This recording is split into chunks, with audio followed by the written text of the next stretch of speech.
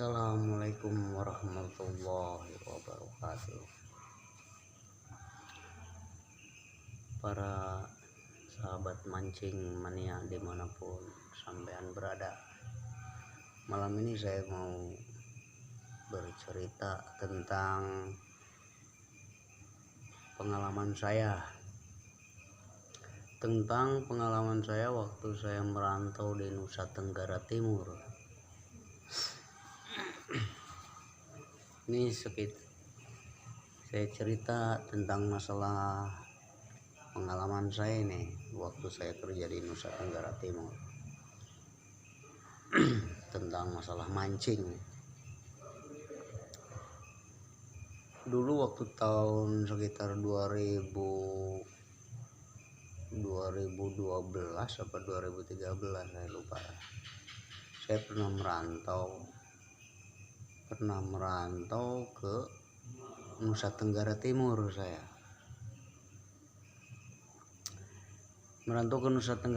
Saya kerja di bangunan, itu di proyek di PLTU, tepatnya di Desa Keliwumbu, Kecamatan Marole, Kabupaten Ende, kalau nggak salah. Itu di dekat Gunung Rokatenda yang sering terjadi meletus dia. Bahkan setiap hari dia mengeluarkan pijaran-pijaran pahar itu. Waktu itu saya kalau habis pulang mancing, habis pulang kerja kalau habis pulang kerja gitu di PLTU, ya saya mancing itu. Pulang kerja lagi jam 4 sore mancing lagi. Ya, saya sering mancing di pinggiran laut. Di situ saya ketemu, namanya kita lagi mancing, ada orang warga situnya ada orang namanya kalau nggak salah namanya Bang Kristo itu.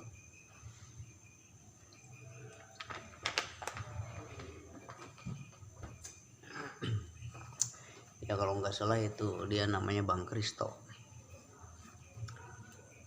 Masalah kalau dia lagi lewat, saya sering tawarin rokok. Gara-gara rokok sebatang, jadi bisa menjadi teman, itu persahabatan itu.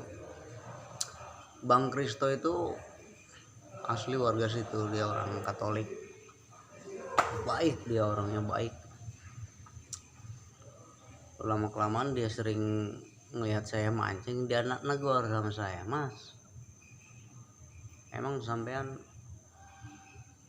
sih Mas hobi mancing?" "Ya iseng aja Om," kata saya. "Iseng." "Ya hobi mancing itu. Kalau pengen puas," kata dia, "kalau pengen puas mancing si Mas ikut sama saya." "Di mana Om?" "Di sono, di hulu sungai," katanya. "Di hulu sungai. Nanti si Mas baru kaget. Ini mah ikannya kecil-kecil Mas." Dia bilang, "Saya mancing dari kecil Mas, dari umur SD lah kalau nggak salah. SD kelas 3 sampai punya istri, dia kerjanya mancing, nggak dapat ikan dijual gitu, maksudnya bukan dapat duit, dijual."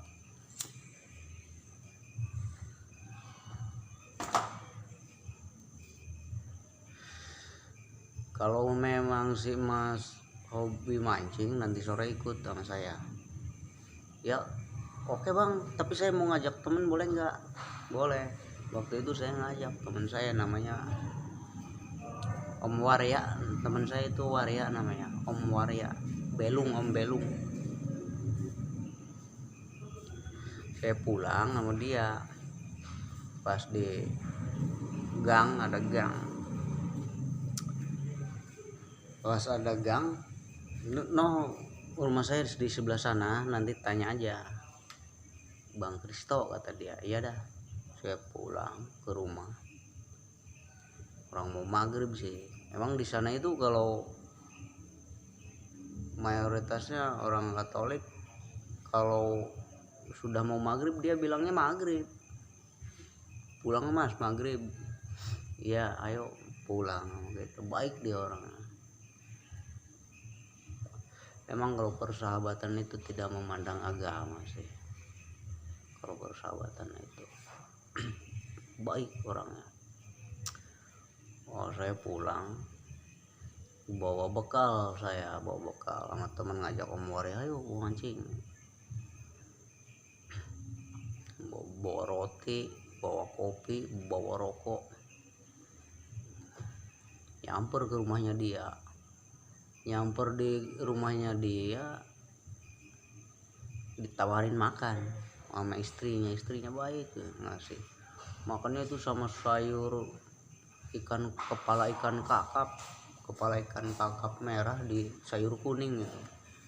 Emang saya nggak doyan ikan nih sebenarnya, saya hobi mancing tapi saya nggak doyan ikan.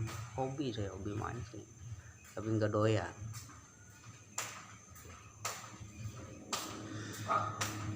Ya jadi Om Waria yang makan, silakan ya makan, kamu aja kita mau. Udah bang, kalau nggak doyan ikan, sama ikan asin doyan nggak? Oh, ikan asin saya doyan, favorit saya ikan asin itu. Kalau ikan asin juga kalau nggak kering nggak saya makan. Kering itu enak, ikan asinnya ikan laut kan enak ya. Saya makan dah sama tempe tahu tuh. Nah, sehabis makan, habis ngopi, ngerokok, saya siap berangkat mancing. Ayo bang, kita mancing, kita cari umpan dulu, kata dia.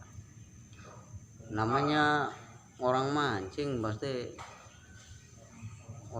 itu pasti umpannya kalau enggak cacing ya, kalau bujair ya lumut, kalau ikan betok ya cacing, jangkrik gitu. Saya bawa kayu buat ngorek cacing. Kristo bilang begini, bang, nyari kalau nangkepin umpannya jangan pakai kayu, nanti hancur. Saya pikir kok nyari umpan jangan pakai kayu nanti hancur, emang umpannya apa? Saya diem, saya kurang paham. Nggak tahu umpan itu yang dia cari itu kepiting. Jadi kepiting pasir gede-gede. Kalau nggak salah segede-gede gini nih, segede-gede rokok ini kepitingnya. Kepiting pasir. Saya nggak banyak bicara waktu itu, kok umpan kok pakai kepiting pasir, kata saya. Nangkepin dapat banyak tuh, ada 100 biji lah. Orang saya baru nangkepin kepiting pasir, saya nginjeknya kencang ya hancur. Dia bilang, bang, kalau nangkep kepiting lihat-lihat, kalau tanahnya kira-kira pasir kencang juga nggak apa-apa, tapi kalau tanahnya keras jangan kencang-kencang, pakai sendal itu diinjek tuh aja, diinjeknya kencang, saya pecah terus. Saya kalau pecah mah nggak bakalan dapat, kata dia.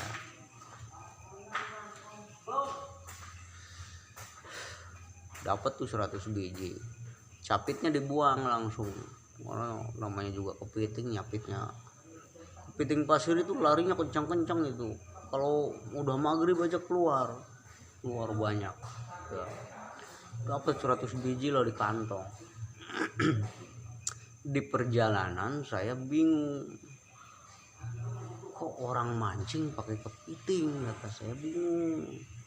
Di mana-mana orang mancing itu kalau gua pakai lumut pakai jangkrik, kalau ikan toman ya pakai daging ayam, kalau ikan gabus kadang-kadang kalau najur ya pakai kodok, kata kita. kok pakai kepiting, saya bingung lah. Saya penasaran, saya tanya, bang kok mancing pakainya kepiting, kata saya. Ya bang, kalau ikan kakap merah itu emang mancingnya pakai kepiting. Kakap merahnya gede nggak kecil bang, lihat aja nanti kalau ada rezekinya kita mancing. Abang kaget. Ya udah, saya ikutin. Pas nyampe di hulu sungai sekitar jam 8, nyampe di hulu sungai, kata kita mikir, kok ini orang mau mancing tapi nyalain api, mau ngapain bang? Bukannya mau mancing, kita ngopi dulu nyantai. Sampai jam 9 belum juga mulai mancing, sampai jam 10 belum mulai. Bang, kita mau mancing bang, tenang nyantai, nunggu air pasang, kata dia. Di hulu sungai Pak. Kalau hulu sungai itu kalau sungai yang mau ke laut itu hulu sungai om.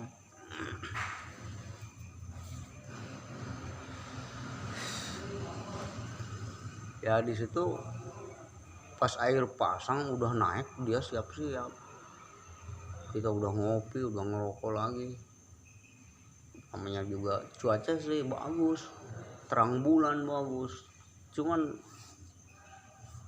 terang bulan juga sebentar langsung mendung, gelap. Terang bulan terus ketutup awan gitu. Cuaca ya lumayan bagus lah, sedang cuacanya mendukung. Mancing jadi kepiting lu. Jadi mancingnya nggak pakai joran, dia sistemnya pakai bambu. Ini bambu nih, pakai bambu gede. Jadi senarnya senar nomor ukuran 300, kalau nggak salah senar nomor ukuran 300. Jadi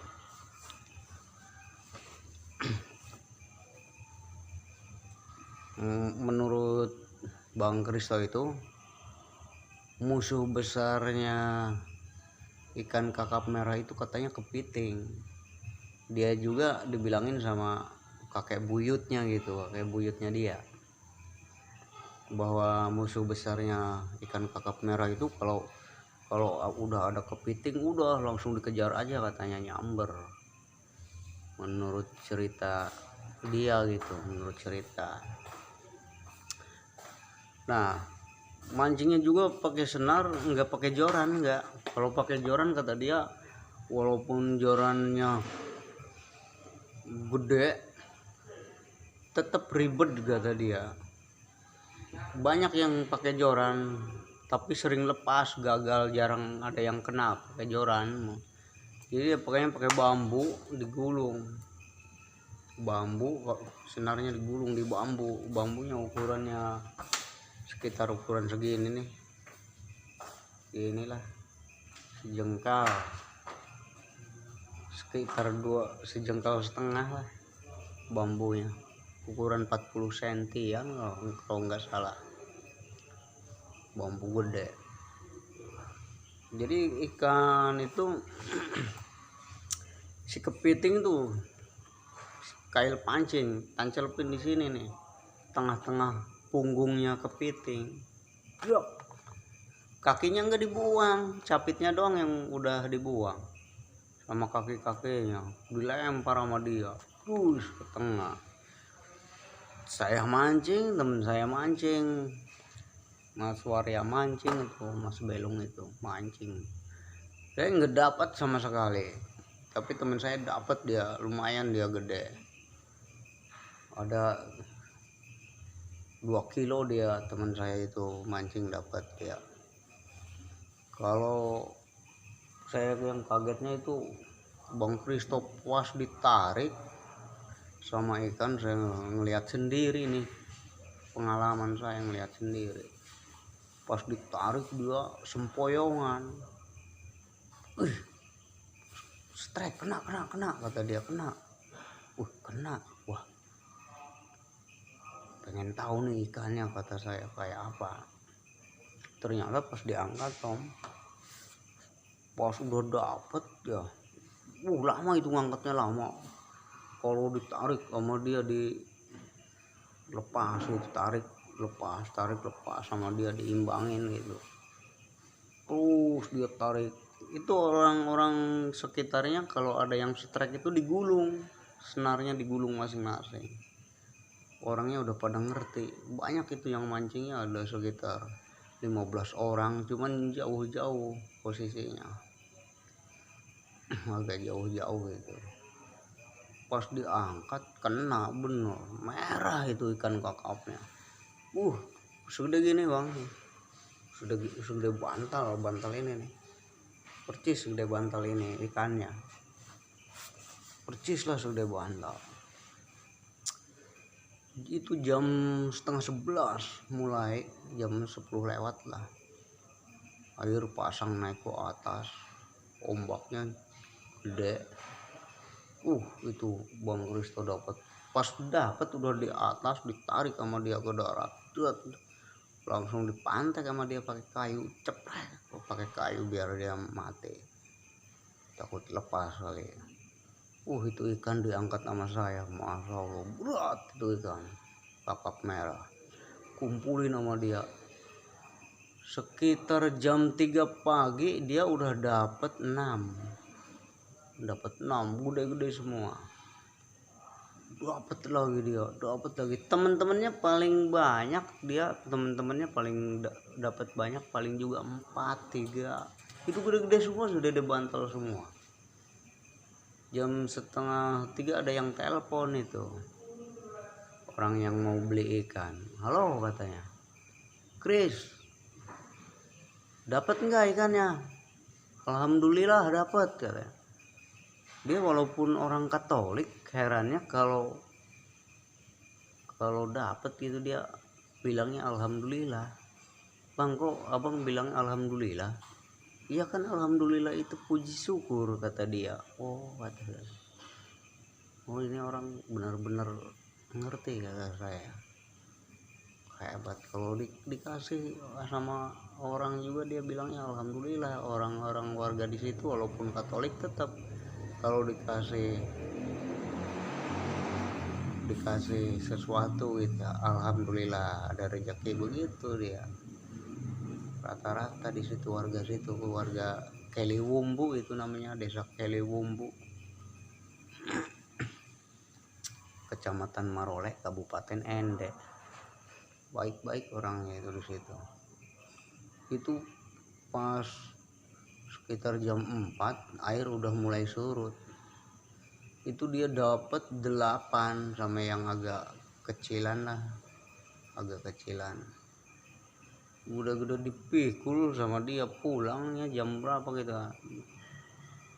Kebetulan di situ kan kedengaran suara azan, ada musola juga. Pas azan subuh, ayo bang kita pulang, kata dia, udah azan subuh, kata dia. Itu ikan dipikul sama dia, dipikul, ditaling, pikul sama dia sendirian. Yang telepon juga, dapat berapa Chris? Dapat 8, kata dia. Ya udah, itu dapat 8 itu dia ngejual 1 juta lebih dia. Itu satu malam. Orang satu ikan dia jual berapa, kakap merah dia. Waktu tahun berapa? 1 juta lebih dia. Kalau nggak salah mah satu ikan dia kadang-kadang dijualnya 350 dia. 300. Waktu itu kan waktu bensin di daerah saya, daerah Jawa, daerah Jakarta ini, waktu bensin itu harganya seliter 5.000. Seliter 5.000 di wilayah di Jakarta gitu. Di sini, di sana bensin harganya 10.000 seliter. Di Jakarta harga bensin 5.000, di Nusa Tenggara Timur itu 10.000 harga bensin. Kata kita, kok bensin di sini seliter mahal, bedanya kan jauh. Katanya iya kan, nyebrang pulau katanya. Di sono itu serba mahal, rokok aja mahal di sana, serba mahal. Tapi aneh, warga yang kurang maju harganya mahal, yang udah maju di daerah kita harganya murah. Aneh. Saya juga harga semen aja, kita kerja di proyek, harga semen mahal di sana. Itu benar-benar saya pengalaman saya kerja di Nusa Tenggara Timur itu. Ikan bandeng saja di sana, ikan bandeng di sawah, di padi-padi saya mancing dapat ikan bandeng. Pakai cacing ikan bandeng, banyak di sana. Masa ikan jair nila mah kayak ikan betok aja, kayak ikan betok di sini kali, ikan nila di sana mah. Nggak ada orang yang mancing di sana itu. Mancing kita pakai nasi, mancing pakai nasi itu dapat dimakan sama jair, ikan jair pakai nasi itu dapat banyak, dapat seember itu pakai nasi. Lalu di kita mah di sini umpan ikan udah pakai pelet, pakai lumut dicampur esen, pakai esennya. Aduh, ikan betok aja harus pakai jangkrik, pakai apa. Di sana itu ikan pakai nasi, pakai apa aja dimakan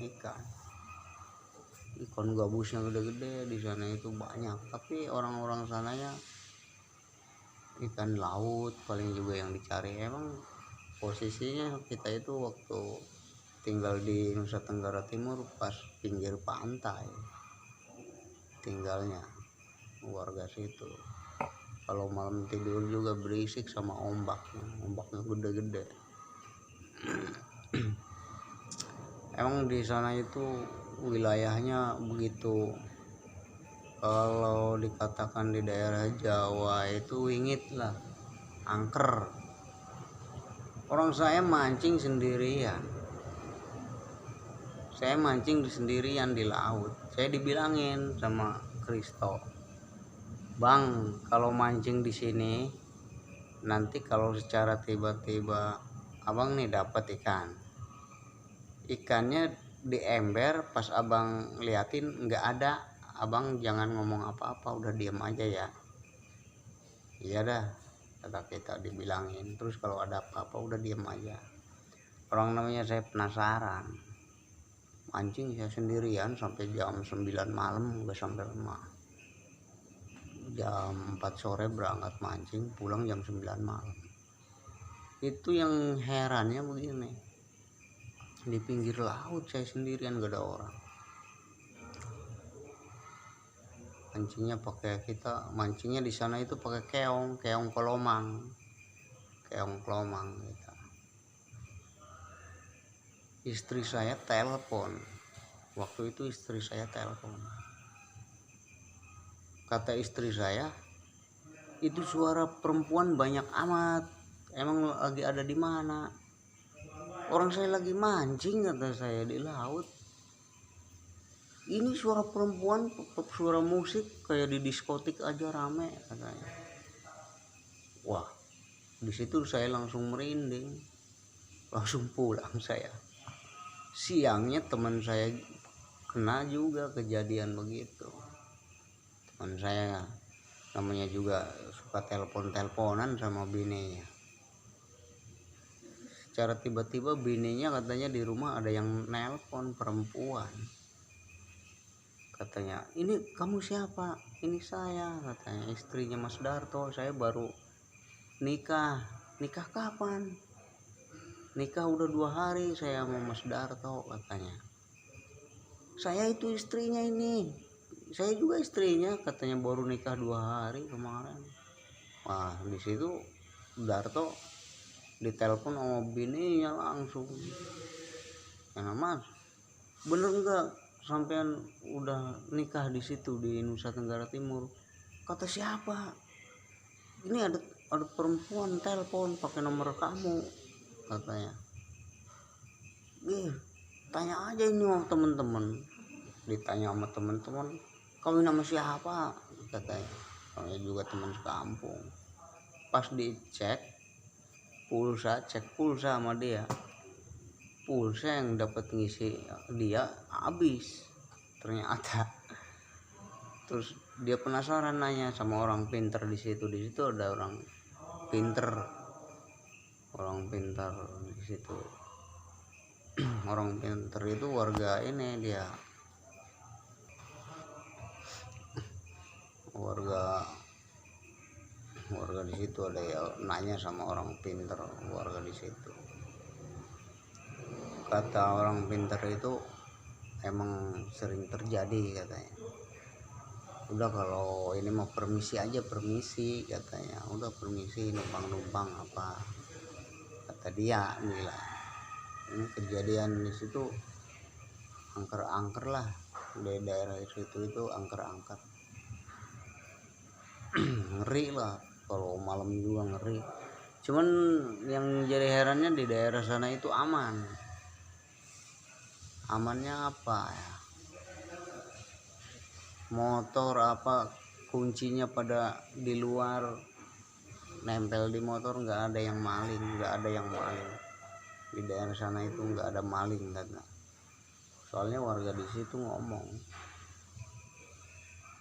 aman kalau di sini kata dia. Jadi itulah sepenggal cerita pengalaman saya waktu saya merantau di Nusa Tenggara Timur, tepatnya di kampung Keliwumpu, Kecamatan Marolek, Kabupaten Ende. Kalau nggak salah di sana saya cuma 3 bulan, kalau nggak salah 3 bulan ya. Jadi ini mah untuk para om-om yang hobi mancing gitu, khususnya di hulu-hulu sungai. Entah di daerahnya di mana, kalau emang ada hulu sungai, boleh dicoba tuh mancing pakai kepiting tuh. Cuman capitnya dibuang, takut ngigit kita gitu kalau capitnya. Tapi mancingnya nunggu air pasang, boleh dicoba gitu. Emang saya di daerah saya juga belum nyoba, saya di sini belum nyoba, karena di daerah kampung saya itu nggak ada kepiting pasir. Kalau ada juga paling widang, kalau di kita itu widang yang lubangnya di tambak itu banyak, itu paling juga itu. Tapi boleh dicoba kalau buat si om-om yang hobi mancing gitu, mancingnya di hulu sungai, daerahnya seumpamanya di mana hulu sungainya gitu. Nanti air pasangnya, kalau pasang laut di daerah si om itu jam berapa gitu, boleh dicoba. Kalau pakai udang hidup sama ikan nila hidup juga boleh. Kalau ikan sama pakai ikan nila ya hidup kan dicolokin di matanya gitu kailnya. Cuman jarang ini, kalau pakai nila yang kecil yang hidup mah jarang mau dia. Menurut Bang Kristo itu yang paling handal itu, umpan handal itu kepiting pasir. Kepiting pasir itu nomor 1, memang paling jos katanya daerah situ. Saya ini ceritanya saya cerita real pengalaman saya waktu mancing di Nusa Tenggara Timur itu. Jadi cuman segitulah pengalaman saya waktu di Nusa Tenggara Timur. Boleh dicoba sama si om-om yang hobi mancing di hulu-hulu sungai itu. Musuh besarnya kakap merah. Kakap merah itu kalau udah air pasang udah pasti kakap merah itu. Kalau air dimanapun ada hulu sungai yang bertepatan sama air laut gitu, itu sudah pasti tidak, inilah bukan tidak mungkin, udah pasti itu, pasti aja ikan kakap merah itu naik ke atas. Ini menurut Bang Kristo, entah katanya di daerah Jawa mas, entah karena orang sana itu walaupun kita orang Jakarta, orang Tangerang, orang mana gitu, orang Sukabumi, orang mana, orang Nusa Tenggara itu ngomongnya orang Jawa aja itu. Orang Jakarta ya orang Jawa. Kalau orang sana tuh bilang itu boleh dicoba pakai kepiting pasir. Tarikannya kata teman saya yang udah, kan teman saya dapat satu, tarikannya benar-benar kencang katanya, hebat tarikan ikan itu walaupun kecil. Yang saya salutnya itu segede bantal dipikul itu, dia satu malam dia ngejual dapat 1 juta lebih dia.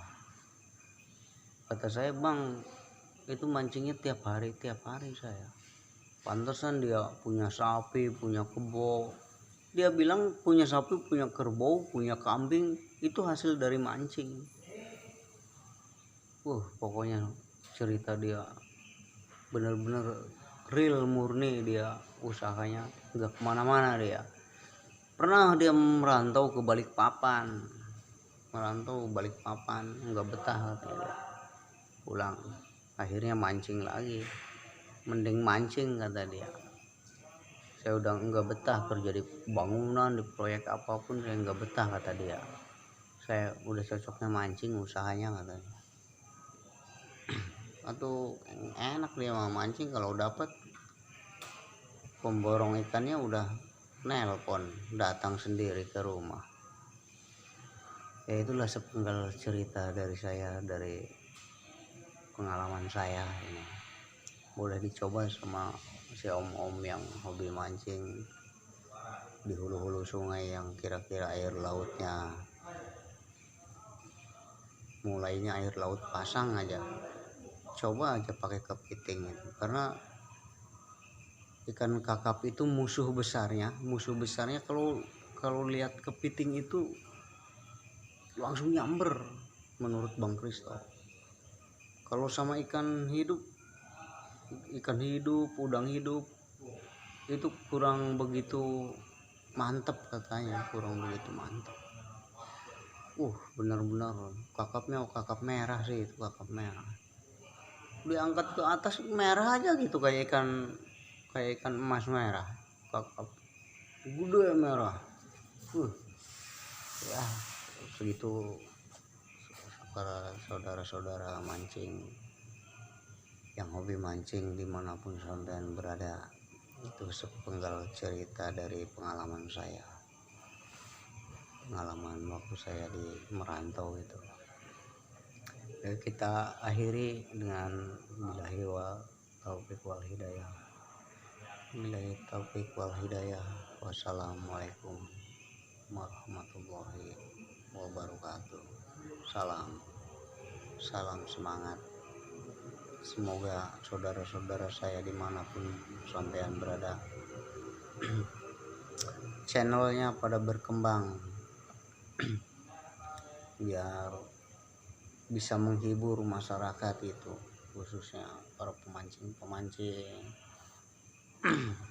dimanapun sampean berada, saling support itu sama teman-teman. Ya kita juga kan banyak belajar dari teman saya begitu. Ya udah kita udahi. Assalamualaikum warahmatullahi wabarakatuh.